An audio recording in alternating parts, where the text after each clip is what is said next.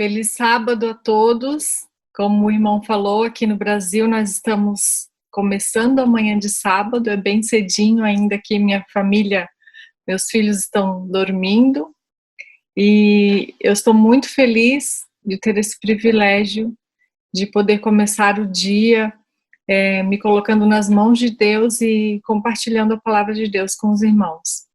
Muito obrigada, irmã Clarice, pelo convite. Com certeza Deus já tinha marcado esse dia na sua agenda, né? Nós tentamos várias datas e essa foi a data que foi possível e com certeza tudo está nos planos de Deus. Eu estou muito feliz de estar aqui hoje com os irmãos. Espero que um dia possamos, né, nos encontrar novamente pessoalmente. Uma grande satisfação poder conhecer os irmãos, vê-los de pertinho, e o nosso desejo é que a gente possa de novo, né, se abraçar, estar juntos. Isso é a coisa mais maravilhosa, né, que a gente pode ter, esse amor entre nós, esse contato. Vamos orar para que Deus providencie que esse dia também esteja na agenda dele, né? Eu queria fazer uma breve oração com os irmãos antes de começar, tá bom? Pai querido, muito obrigada, Senhor. Muito, muito obrigada, Senhor. Nossa total gratidão a Ti, Senhor, pelo Teu amor infinito por nós, por ter dado a vida por nós, por nos dar a honra, o privilégio de conhecer a Tua palavra, de ouvir a Tua mensagem de salvação. Que hoje nós possamos estar cheios do Teu Espírito, Senhor, cheios de gratidão, de amor, para compartilhar essa mensagem, a mensagem da cruz, que leva salvação a todas as pessoas, Senhor. Que o Senhor esteja conosco nesse momento, perdoa, Senhor, os nossos pecados, que possamos ser Teus instrumentos, possamos ser Teus filhos, reconciliados contigo neste momento, Senhor, que a Tua voz fale através de mim, Senhor. Em nome de Jesus, amém. Muito bem. O sermão dessa manhã vem justamente falando sobre esse tema, que é a morte de Jesus por nós na cruz. O título é O Poder da Cruz. E eu gostaria de começar, então, lendo a palavra de Deus. Peço que quem tiver a Bíblia aí puder me acompanhar. No livro de Isaías, capítulo 53, o verso 5. É um verso bem conhecido da Bíblia, um verso que todos nós que somos cristãos conhecemos bem, mas eu peço que você leia com toda atenção, meditando nessas palavras e no que elas significam para você. Mas ele foi traspassado por causa das nossas transgressões, foi esmagado por causa de nossa iniquidade. O castigo que nos trouxe paz estava sobre ele, e pelas suas feridas fomos curados. Amém. Esse é um dos textos mais bonitos da Bíblia, com certeza, que nos fala do grande amor de Deus por nós. Mas é interessante que nós cristãos, ou quem já nasceu num lar cristão, ouviu essa mensagem desde pequeno, sempre ouviu os pais falando, ouviu na escola sabatina, e nós ouvimos essa mensagem sempre, né, na igreja, e às vezes a gente não para pensar no que realmente ela significa, de que Jesus, ele levou os nossos pecados.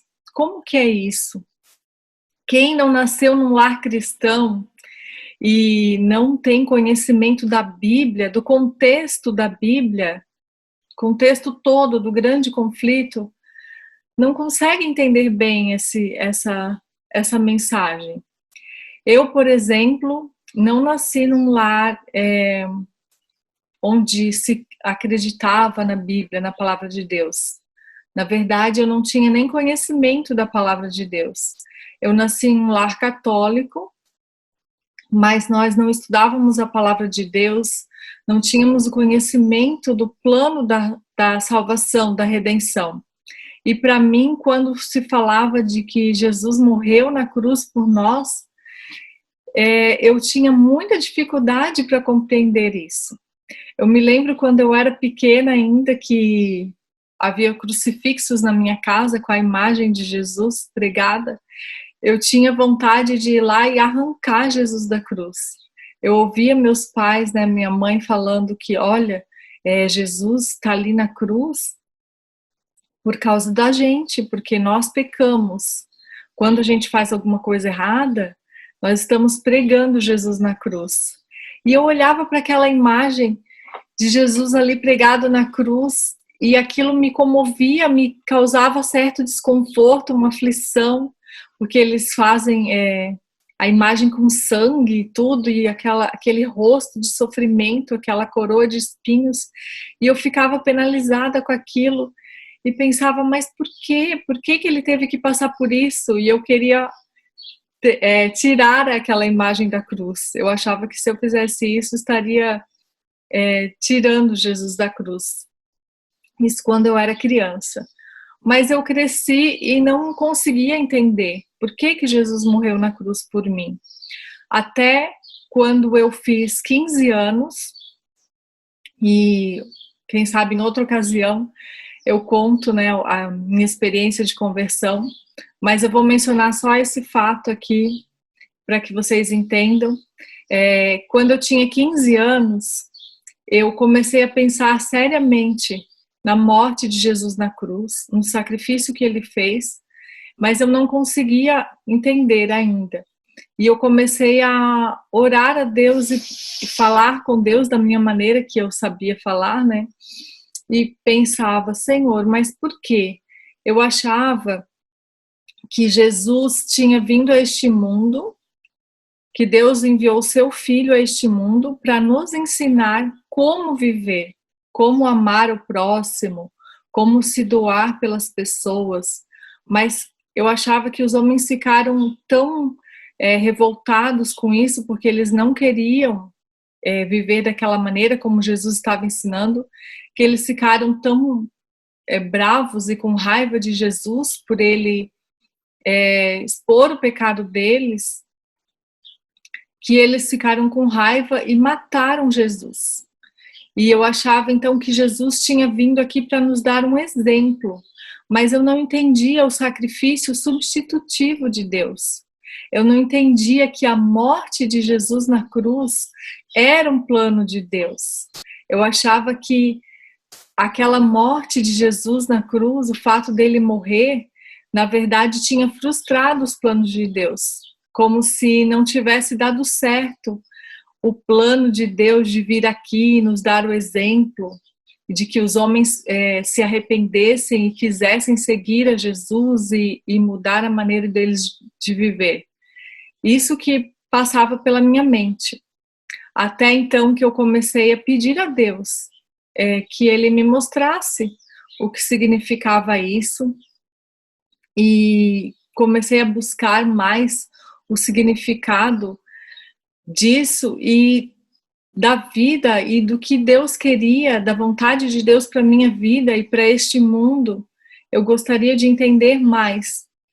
E Deus então ouviu o meu clamor e enviou dois irmãos lá, né, dois servos seus, dois adventistas do sétimo dia à minha casa, oferecendo estudo bíblico. Isso bem na época em que eu estava clamando por esse conhecimento da palavra de Deus.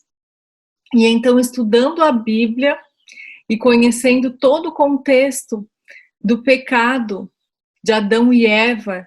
Antes eu achava que Adão e Eva eram mitos, que eram histórias inventadas, parafraseadas para exemplificar o que era o mal. Mas então, quando eu estudei a Bíblia e vi que realmente o pecado de Adão e Eva eram reais e que nós necessitávamos de um Salvador, de alguém que pagasse o preço pelo nosso pecado, foi então que eu comecei a compreender o sacrifício de Jesus na cruz. Mas é lógico que nem a eternidade serão suficientes para que a gente compreenda o verdadeiro significado da morte de Jesus na cruz. Porque esse é o maior mistério, o maior sacrifício de amor que já existiu e que nós vamos estudar isso por toda a eternidade. Mas assim como eu não entendi a cruz, muitas pessoas que não estudam a Bíblia e que não têm esse conhecimento do plano de salvação não compreendem. Vocês sabem como um muçulmano, por exemplo, vê a cruz de Cristo? O que significa a cruz para um muçulmano? Eu quero até indicar aqui para vocês um livro que eu li há algum tempo, porque eu sei que aí na Inglaterra existem muitos muçulmanos, né, na Europa, a presença deles é bem forte, então provavelmente você conheça algum muçulmano, tem contato, né, em algum lugar com algum muçulmano, e de repente a gente quer falar de Jesus para essa pessoa, quer mostrar a cruz de Cristo, mas não entende como ele enxerga a sua visão, como ele enxerga a cruz de Cristo. E eu li, então, esse livro aqui, Procurando Alá, Encontrei Jesus, do Nabil Querish. Eu não sei se é assim que se pronuncia o nome dele, tá? Mas é um livro muito lindo, que conta a conversão do Nabil, não sei, né, como que pronuncia. O Nabil, ele era um muçulmano de família, né, toda muçulmana, e os pais dele foram morar nos Estados Unidos da América para ser missionários muçulmanos, como embaixadores do Islã, para pregar o islamismo ali naquela nação cristã. E o Nabil, ele se sentia assim, um missionário do Islã. Ele queria que todos conhecessem o islamismo, porque ele considerava que o islamismo era o único que levaria o homem à salvação, o único meio de se chegar a Deus e de encontrar a verdade. E a vida dele era dedicada a isso. Ele, desde pequenininho, seus pais o ensinaram o Corão, a decorar muitas passagens, a decorar fatos sobre a vida de Maomé, a reverenciar Maomé, seu profeta, e ele se sentia ali um embaixador do Islã, até que ele conheceu um cristão. E nesse livro, então, conta muitos episódios, né, muitos diálogos que ele teve com esse amigo cristão, o David, e que o David, então, mostrou para ele como nós precisamos da cruz de Cristo para nos salvar. Mas o Nabil, então, primeiro, ele mostrou sua indignação e ele falou como eu não entendo esse Deus cristão, ele falava para o seu amigo David, porque no islamismo você é responsável pela sua salvação, você tem os méritos da sua salvação. Alá não é considerado como um pai de amor como nós temos o nosso Deus. Alá é o Deus Todo-Poderoso, Criador dos céus e da terra, mas ele mostra para os seus filhos o que é certo e o que é errado. Mas cabe a você, né, segundo a religião deles, cabe a você, pelos seus méritos, resistir ao mal e fazer o bem. E então, durante toda a sua vida, os seus atos bons e os seus atos maus vão sendo colocados tipo em uma balança. Então, se você faz mais atos bons do que maus, você vai ser salvo no final das contas, né? Deus vai fazer um balanço ali e vai ver que você é merecedor de entrar no céu, porque você fez mais coisas boas do que coisas ruins. Então, o Nabil conta que até quando ele era jovem, adolescente, ele fazia as contas do que ele estava fazendo. Ele pensava, não, essa semana eu já fiz bastante coisas boas, então eu posso cometer um pecadinho aqui que não vai pesar tanto na balança. Ele ficava contabilizando o que era bom e o que era ruim na vida dele. E assim é que você consegue a salvação, fazendo coisas boas pelos seus méritos. Você se vira para se salvar. Não tem ajuda de Deus, não tem. Você tem que se sacrificar, você tem que se martirizar muitas vezes, tem que se humilhar, tem que fazer penitências para agradar a Deus, para agradar a Allah e então ser salvo. E ele não compreendia, ele discutia com David, aqui na página 176, eu até marquei algo que ele falou. Eles estavam tentando converter um outro amigo dele. Ele tentava converter para o islamismo e o David, então, tentava converter esse outro amigo para que ele se tornasse um cristão. E ele falou, o Nabel falou, né, argumentando de que como pode esse Deus pagar os pecados? Isso não faz sentido. Como pode esse Deus cristão querer pagar os pecados? Se eu que mereço morrer, eu tenho que pagar pelos meus pecados. E ele falou, de acordo com o Islã, todos ficaremos diante de Deus, cada um responsável pelos seus próprios pecados. Ninguém poderá interceder por nós. Nossa vida espiritual é responsabilidade nossa. E se nossas boas ações forem maiores que os nossos pecados, iremos para o céu. Se os nossos pecados forem maiores que nossas boas ações, iremos para o inferno. Isso é totalmente justo. Entende o que eu estou dizendo?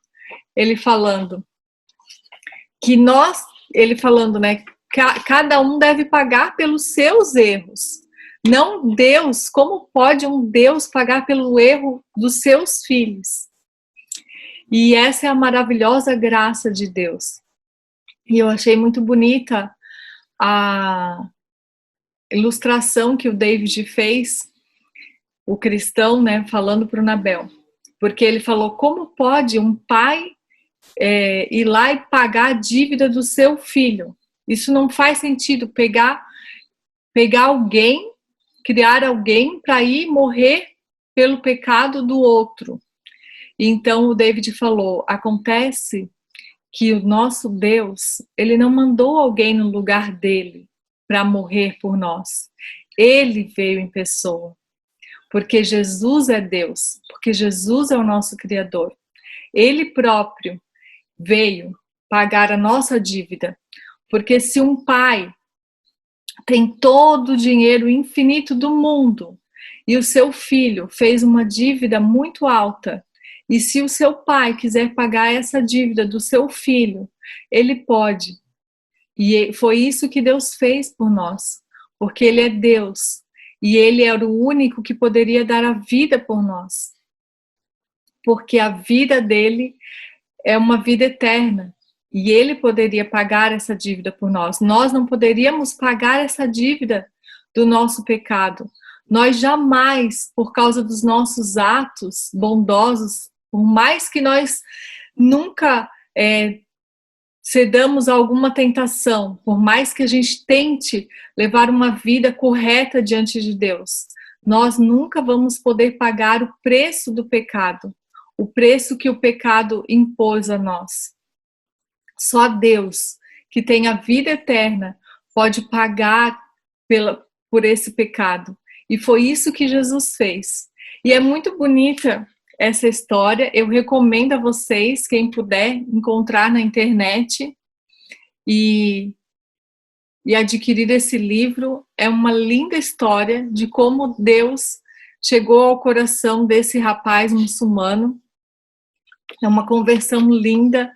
Ele finalmente se rendeu a Deus, né, depois de muitos argumentos, depois de muitos anos conversando com esse amigo cristão. Ele compreendeu o amor tão grande de Deus por ele. E para ele, o que mais impactou a vida dele foi perceber que Deus é Pai, que Deus o ama incondicionalmente e que Deus ele está sempre disposto a nos salvar, a nos ajudar, que Deus ele é capaz de fazer qualquer coisa, de mudar qualquer circunstância na nossa vida, para que nós possamos ouvir a voz dele, para que nós possamos entregar o nosso coração e chegar à salvação. Mas é interessante notar que no nosso coração, por causa do pecado, nós sempre temos essa sensação de culpa, de que somos devedores. Isso a gente pode notar através da história da humanidade, através da maneira como os homens se relacionam com as divindades. Pode notar que todas as pessoas, né, todas as religiões, sempre têm essa ideia de que precisam fazer algo para agradar a Deus, para se reconciliar, para serem aceitos. E muitos povos pagãos na antiguidade, por causa disso, faziam até sacrifícios humanos, né, para que Deus pudesse aceitá-los. Então essa ideia de que nós temos que fazer algo em troca, de que nós temos que nos sacrificar, temos que pagar um preço, está colocado no nosso coração por causa do pecado. E o homem está sempre tentando se redimir, está sempre tentando, achando que tem que fazer algo, um sacrifício. E muitas pessoas até se afastam de Deus por causa disso. Muitas pessoas pensam, não, eu não quero ser cristão, eu não quero um compromisso com Deus, porque eu vou ter que fazer um sacrifício. E alguns não estão dispostos a fazer esse sacrifício. Acham que Deus é um Deus que exige muito de nós, de que seria muito difícil a gente se reconciliar com Deus. Mas isso é uma ideia de que o inimigo coloca na mente e no coração das pessoas, para que elas não se acheguem a Deus, para que elas não vejam Deus como um Deus de amor. Eu gosto de uma citação do autor C.S. Lewis, que ele fala assim que é difícil, em outras palavras, tá? Não vou citar exatamente como ele fala, mas essa é a ideia, de que é difícil a gente não acreditar em Deus. É difícil não ver que Deus existe, mas muitas vezes é difícil saber como esse Deus é. Muitas pessoas acreditam em Deus, têm a sensação de que Deus existe, mas como Deus é, isso é difícil, às vezes, das pessoas compreenderem, porque Satanás, ele trouxe muita dor a esse mundo. Muitas pessoas sofrem, todos, né, na verdade. Hoje em dia, muito mais que todos estão sofrendo por perdas, né, de pessoas que estão morrendo por causa desse vírus, que está contagiando todo mundo, e nós estamos sofrendo de alguma maneira, mesmo que você não tenha perdido algum familiar, algum amigo, mas esse distanciamento social já é um sofrimento para nós. Muitas pessoas perdendo emprego, muitas pessoas passando fome, muitas pessoas perdendo mesmo, né, seus entes queridos. E eu vejo isso em grupos de oração, quando a gente ora por alguém que está lá entubado, o nosso desejo maior é que a pessoa saia com vida, com saúde. Nós nunca queremos, nós não aceitamos a morte. Nós ficamos ali orando e pedindo a Deus, Senhor, tem misericórdia. E tantas mortes que têm chocado o nosso coração. Nós temos aqui em nossa igreja um grupo de oração intercessora, e ali eu vejo muitos pedidos, né, por mães que deram à luz, que estavam grávidas durante a pandemia, contraíram o vírus, e os seus bebezinhos foram para casa, mas elas pegaram o vírus ali no hospital e ficaram foram entubadas e nós oramos por elas, duas mães aqui em particular, e eram jovens, e nós oramos por elas e clamamos: Senhor, tem misericórdia dessa mãe, um bebezinho que acabou de nascer, que precisa da mãe.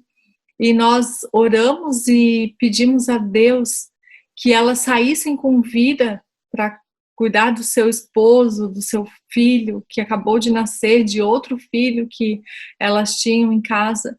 E infelizmente elas não conseguiram, elas faleceram. E toda essa dor, todo esse sofrimento, é inevitável que a gente pense: por que, Senhor? Por que o Senhor não está vendo, né, toda essa dor?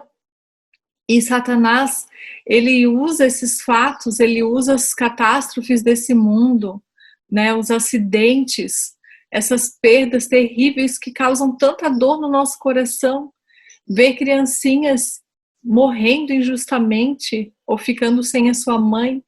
E tudo isso, muitas vezes, Satanás usa para colocar dúvida no nosso coração sobre como é Deus, sobre o amor de Deus. Se Deus é todo poderoso, se Deus pode todas as coisas, Ele pode ressuscitar um morto, Ele pode tirar uma enfermidade, Ele pode evitar certos acidentes, Ele pode. Mas se Ele não o faz, por quê? Se Ele é todo bondoso, por que Ele permite todo esse sofrimento? E isso traz muitas dúvidas, sempre trouxe ao coração dos homens, por toda a história da humanidade. E muitas pessoas, por causa da dor e do sofrimento que passam, chegam a duvidar da existência de Deus. Porque se Deus existe, é todo poderoso, é todo bondoso, por que Ele não evitou certos sofrimentos? E muitas pessoas hoje em dia têm se angustiado com isso. Eu vejo ali no grupo muitas pessoas questionando e tentando justificar, e a gente procura confiar em Deus. E por causa de toda essa dor e desse sofrimento, pode passar dúvidas pelo seu coração. Você pode estar pensando agora mesmo: Deus não está vendo tudo isso que eu estou sofrendo, né? Você sabe o que você está passando, e talvez você pense: meu Deus, o Senhor está vendo, o Senhor existe, o Senhor não está fazendo nada. E Satanás usa essa dor para causar dúvida na gente. Mas, olhando para a cruz de Cristo, nós não podemos ter dúvidas desse amor infinito de Deus por nós. A cruz é a maior prova de amor que Deus poderia dar. Tem um autor também, Dwight Nelson, no livro Graça Ilimitada, que ele fala assim: Deus não precisava do Calvário para mudar de ideia a nosso respeito. Deus precisava do Calvário para mudar a nossa ideia a respeito dele. Desde que Satanás, no céu, colocou dúvida no coração dos anjos sobre o caráter de Deus, esse questionamento vem sendo levantado desde o início do pecado. E Deus, na verdade, Deus foi colocado no banco para ser julgado, no banco dos réus. Porque Satanás sempre acusou a Deus de ser injusto, de não amá-los, de não dar liberdade aos anjos. E pode ser que tenha ficado essa dúvida no coração de algum ser do universo, de algum anjo. Mas quando Jesus deixou o céu, se despiu de toda a sua divindade, deixou todo o seu poder, né, sua comodidade no céu de ser adorado pelos anjos, e se dispôs ele próprio, nosso Criador, e veio aqui dar a vida por nós, e tudo que ele passou, todo o sofrimento que ele passou, tudo que ele suportou, esse sacrifício de Jesus mostrou de uma vez por todas o quanto ele nos ama e tirou toda dúvida que podia restar no coração de alguém desse universo. E esse verso da Bíblia, que é o mais conhecido de todos, é o mais lindo, que revela todo o amor de Deus por nós. João 3,16. Porque Deus amou o mundo de tal maneira que deu seu Filho unigênito para que todo aquele que nele crer não pereça, mas tenha a vida eterna. Esse verso, ele serve para tirar toda a desconfiança que nós possamos ter em relação ao amor de Deus. Deus, ele está vendo, sim, todo o sofrimento que nós temos passado. E ele, mais do que ninguém, quer acabar com esse sofrimento. Ele sentiu na pele, ele veio aqui neste mundo, ele viu o que nós sentimos e muito mais. Jesus sofreu muito mais do que qualquer um de nós poderia sofrer. E ele provou o seu amor por nós, dando a sua vida e vivendo aqui e sofrendo tudo que ele sofreu por nós. Eu gostaria de ler para vocês também no livro A História da Redenção, de Ellen White, uma citação que está na página 156, que fala sobre esse grande amor de Jesus por nós, o quanto ele nos amou.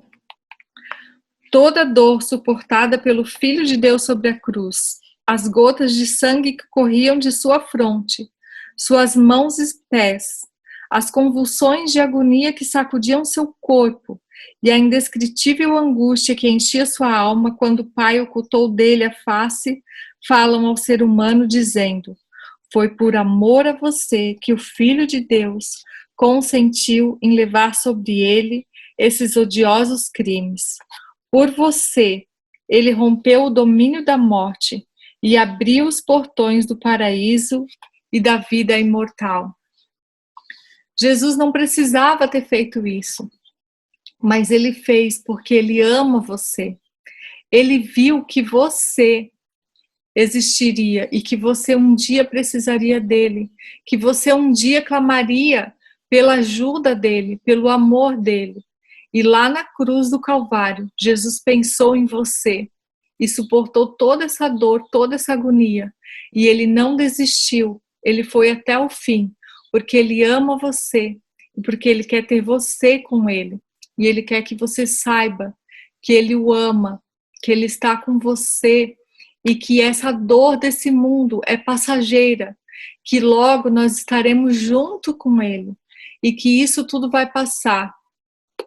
E que você não é digno do amor de Deus da salvação, mas que ele deu a vida por você, mesmo que você seja ainda um pecador.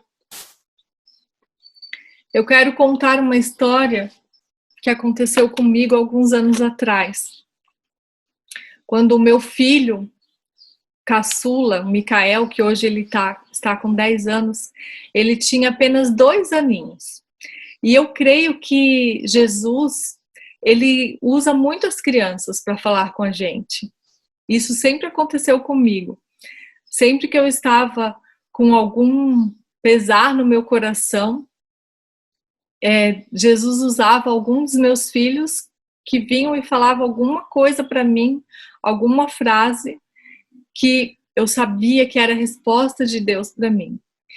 E certa vez, então, quando o Micael estava com 2 aninhos, nós estávamos passando por uma provação muito grande.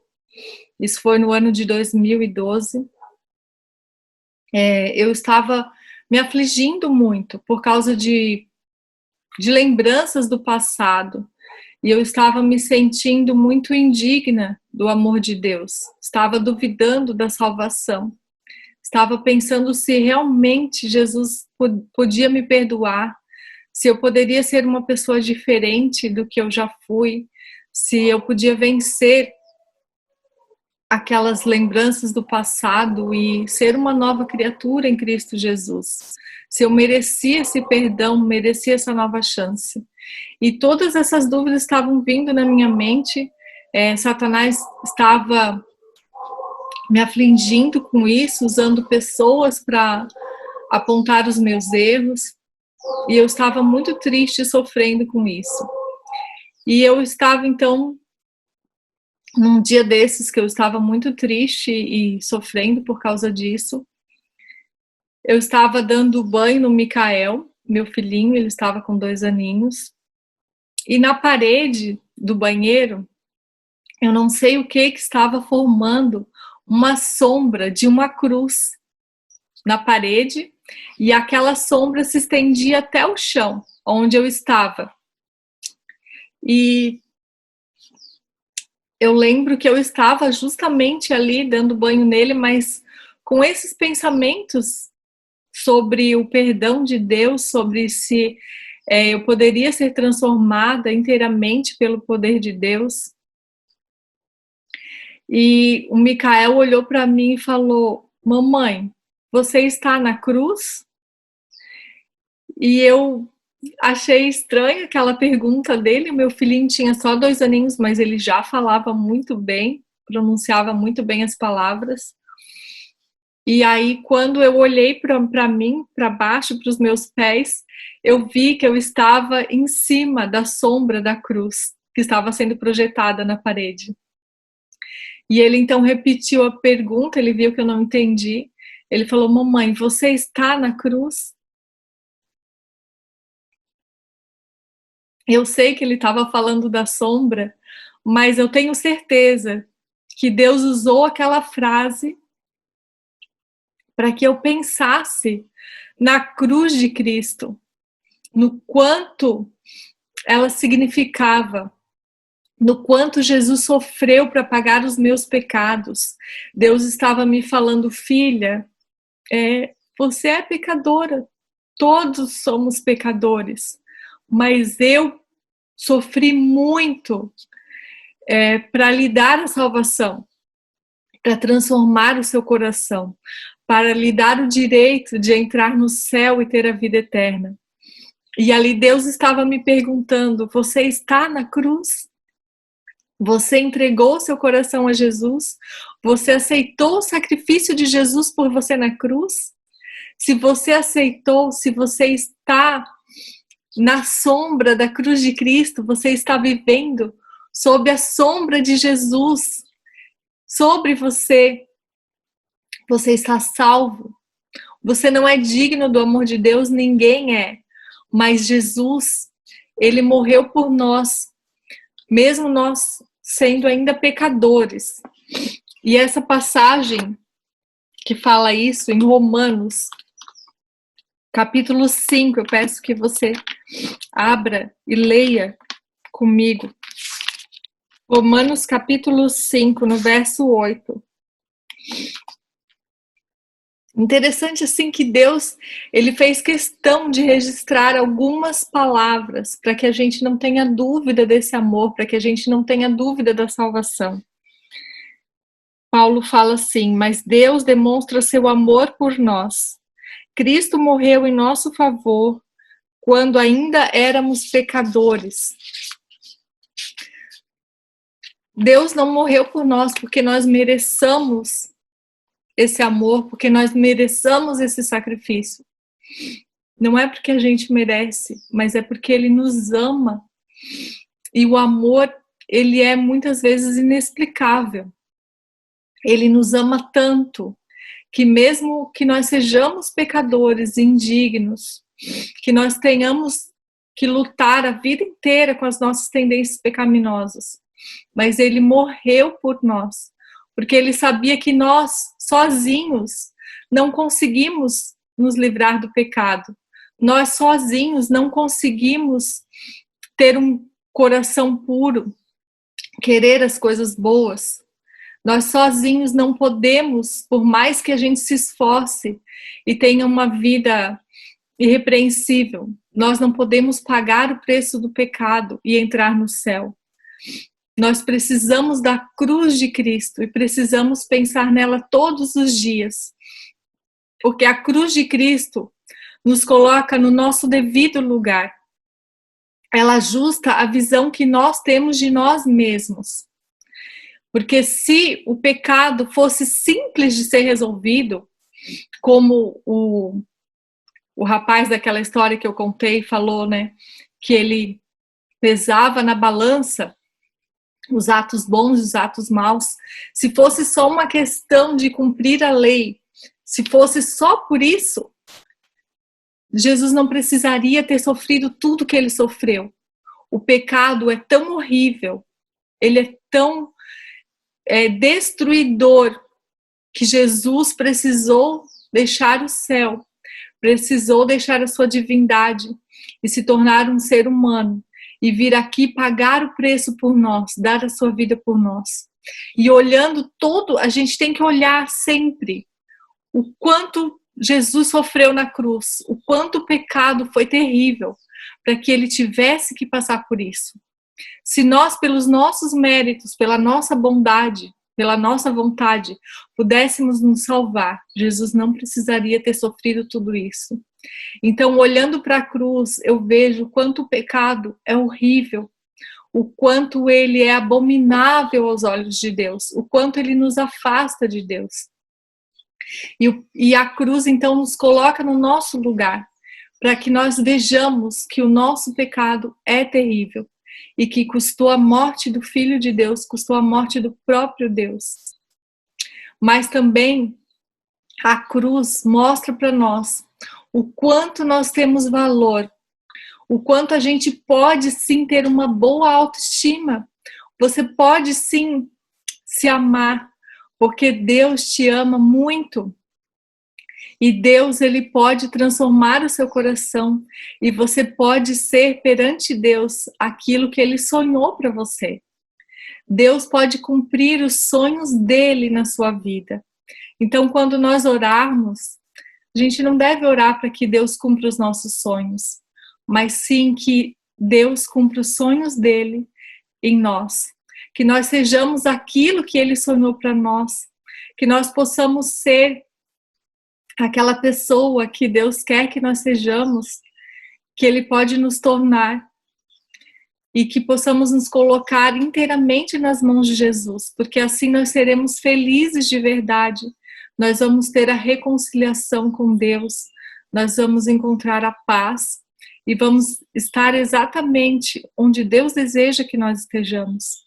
E essa é a melhor felicidade que nós podemos ter. A cruz, ela faz com que a gente veja a nossa dependência de Deus.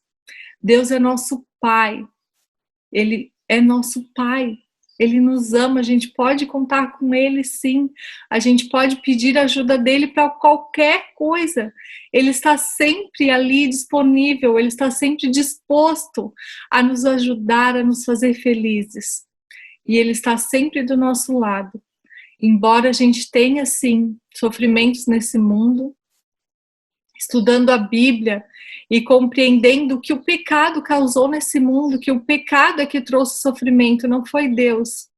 A nossa dor nunca foi plano de Deus. Embora nesse mundo de pecado, por causa do pecado, a gente às vezes precisa passar por algum tipo de sofrimento para aprender a depender de Deus, para aprender que o pecado é mau, e de que nós precisamos de Deus para nos salvar. E muitas vezes também a dor é injusta, porque o pecado, ele é injusto. A dor nunca é da vontade de Deus. Às vezes não há nem necessidade da gente passar por uma dor, mas o inimigo de Deus, ele tem prazer em nos fazer sofrer para atingir a Deus.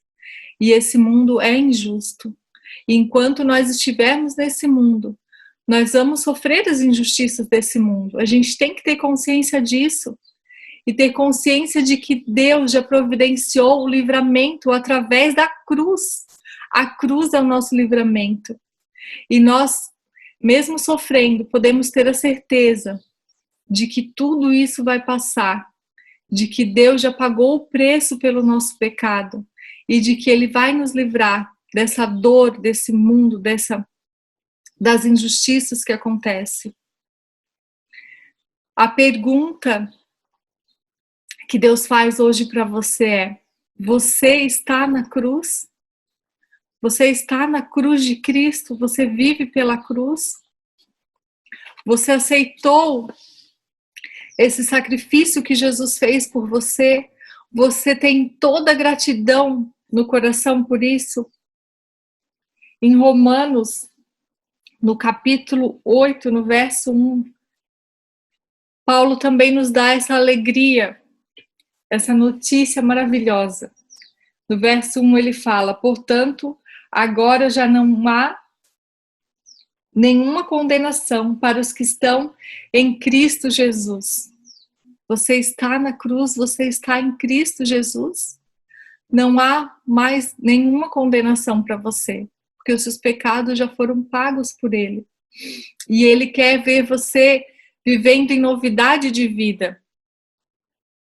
No livro de Romanos todo, Paulo vem falando de como Jesus morreu pelos nossos pecados e de como nós devemos entregar o nosso corpo agora, para que o pecado não viva mais em nós, para que nós entreguemos o nosso corpo para Deus, para que Ele use a nossa mente, o nosso corpo, o nosso ser, a nossa vida, para que nós vivamos para Ele em novidade de vida e para que a gente não cumpra mais os desejos do nosso corpo, os desejos pecaminosos que nós teremos até o fim, mas que a gente resista, mesmo que venha desejos maus, mas que a gente resista por amor a Cristo, porque Ele já pagou o preço por nós, porque Ele deu a vida por nós.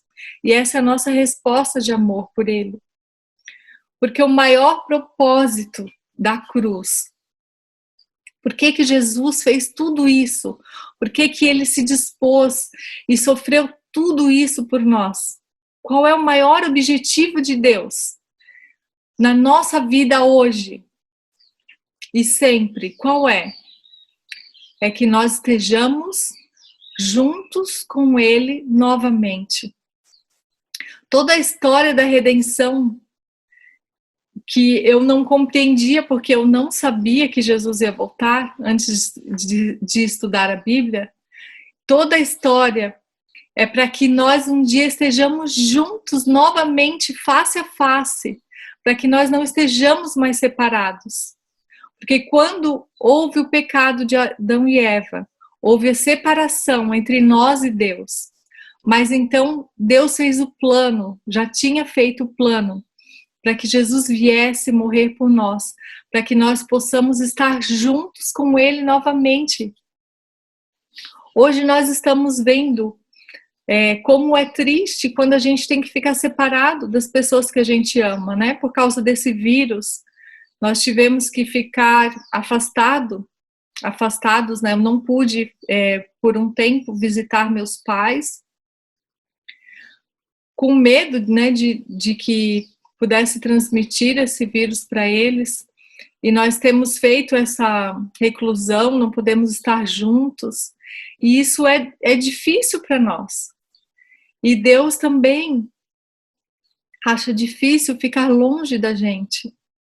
Ele quer estar junto, e quando fala junto, é junto mesmo, é próximo, é face a face. Deus tem prazer em estar convivendo com a gente pessoalmente. E Ele anseia por esse dia. E foi por isso que valeu a pena todo o sacrifício de Jesus. Porque um dia nós vamos estar juntos com Jesus novamente. E Paulo fala, né, em 1 Coríntios, capítulo 15, no verso 14 e 23, Paulo fala assim, ele está falando a respeito da ressurreição, porque muitas pessoas estavam em dúvida. Será que a gente vai ressuscitar mesmo? Né? Alguns cristãos novos estavam colocando em dúvida, será que vai haver a ressurreição? Será que nós vamos nos reconhecer? Será que nós vamos estar juntos com Deus novamente? Então, Paulo, em 1 Coríntios, no capítulo 15, no verso 14, Paulo fala assim, e se Cristo não ressuscitou, é inútil a nossa pregação, como também é inútil a fé que vocês têm. vou pular aqui para o verso 23, mas lendo todo o capítulo a gente entende isso. Mas cada um por sua vez, Cristo o primeiro, depois, quando ele vier, os que lhe pertencem. Ele encerra a questão falando isso, que lógico que Jesus ressuscitou, e é lógico que a gente vai ressuscitar, e é lógico que nós vamos nos encontrar com ele. Ele falando, né, Cristo ressuscitou primeiro e depois cada um que lhe pertence, porque seria em vão a nossa fé, seria em vão Jesus ter vindo aqui, dar a vida por nós, sofrer tudo que ele sofreu, para que a gente não ressuscitasse, não tivesse junto com ele. Tudo teria sido em vão, se nós não nos reconhecêssemos. Eu fico assim, admirada de pessoas que eu ouço falando, perguntando se a gente vai se reconhecer lá no céu. Será que a gente vai lembrar de quem nós somos? Será que a gente vai lembrar das pessoas que a gente ama, do nosso pai, da nossa mãe, do nosso esposo? A gente vai lembrar lá no céu? Ora, pense bem, se a gente não lembrasse de nada, se nós fôssemos para o céu com amnésia, sem saber quem nós fomos, quem são as pessoas que a gente ama, nós não iríamos nem entender por que Jesus morreu por nós, por que Jesus vai carregar aquelas marcas na mão, se nós não lembrarmos que nós fomos pecadores, que nós precisamos do sacrifício de Cristo, que Ele nos resgatou com tanto sacrifício, com tanto amor. Como nós teríamos gratidão se a gente não lembrasse de nada do que já aconteceu? Se fosse assim, simples, se fosse para a gente ir para o céu com amnésia, Jesus não precisaria ter morrido por nós. Era só ele apagar a nossa memória completamente e levar todos para o céu. Não iria haver escolha. Era só apagar a memória de todos e levar todos para o céu. Não haveria a nossa escolha, o nosso livre-arbítrio. Então, Jesus, ele morreu por nós e nós vamos lembrar disso eternamente, porque ele vai levar essas marcas nas mãos e nós vamos nos reconhecer, nós vamos ressuscitar transformados, sem pecado, mas nós vamos nos reconhecer, nós vamos viver esse amor que nós temos um pelo outro eternamente. E nós vamos ter essa gratidão, esse amor imenso por Jesus, por tudo que ele fez por nós eternamente. Eu acho lindo esse verso que está em Isaías e que eu faço referência a isso. Isaías capítulo 49, acompanhe comigo. Capítulo 49, o verso 16.